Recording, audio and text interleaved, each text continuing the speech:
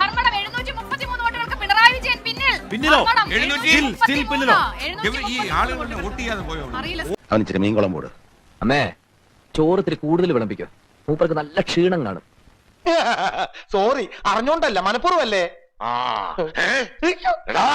ഹാഷ്മി, ഒരു വിലപ്പെട്ട വിവരം, ഒന്നും ചെയ്യാനില്ല കേട്ടോ. കേരളത്തിൽ അധികാരത്തിൽ 14 മന്ത്രിമാർ പിന്നിലാണ്. ഒരു തെരഞ്ഞെടുപ്പ് ആകുമ്പോ ഒരു പാർട്ടി ജയിക്കും, ഒരു പാർട്ടി തോക്കും.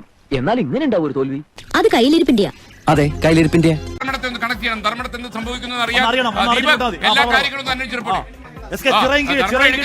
എങ്ങനെ എടുക്കും? നമ്മുടെ ഗവൺമെന്റ് എന്തൊക്കെ ജനങ്ങൾക്ക് കൊടുത്തു. കൂടുതലും വാഗ്ദാനങ്ങളാ കൊടുത്തത്. ആ തേണ്ടി RDPയുടെ തൊലി ഇരിക്കുകയാണ് ഉത്തമ. സഹിക്കുക, അല്ലാതെ എന്ത് ചെയ്യാ. എങ്ങനെ എടുക്കും? ധർമ്മടമേ മടങ്ങി വരൂ, ധർമ്മടമേ മടങ്ങി വരൂ. മുകേഷ് പെണ്ണ് പറഞ്ഞ പോലെ അഥവാ എടുത്താലും കമ്പിളി പതപ്പ് അങ്ങനെ പടക്കടകുതാഹവ എന്തൊക്കെ മേളായിരുന്നു. പാട്ട്, ഡാൻസ്, കൂത്ത്.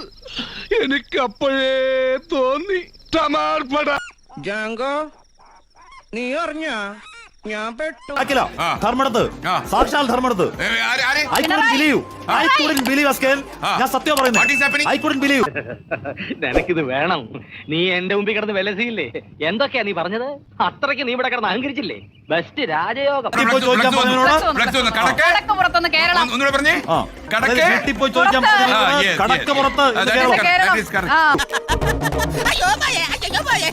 കളിപ്പറമ്പ്, മട്ടന്നൂര്, ധർമ്മടം, CPM ബാലുശ്ശേരി, CPMന്റെ കൊടുങ്കോട്ടകളുടെ അടിത്തറ ഇളകുക. ഇത് പിടിച്ചേ, സ്വന്തം പറയാൻ എന്റെ കയ്യിൽ ഇത് മാത്രമുള്ളടാ. നീ പുറത്തേക്ക് ഇറങ്ങി വാതിലടച്ച ഈ അണ്ടർവെയർ ഊരി ജനലിൽ കൂടി ഞാൻ തരാം. എന്നെ വേർബോഡി ആയിട്ടെങ്കിലും ജീവിക്കാൻ അനുവദിക്കടാ. സ്വപ്നമാണോ യാഥാർത്ഥ്യമാണോ? ധർമ്മടത്ത് മുഖ്യമന്ത്രി പിണറായി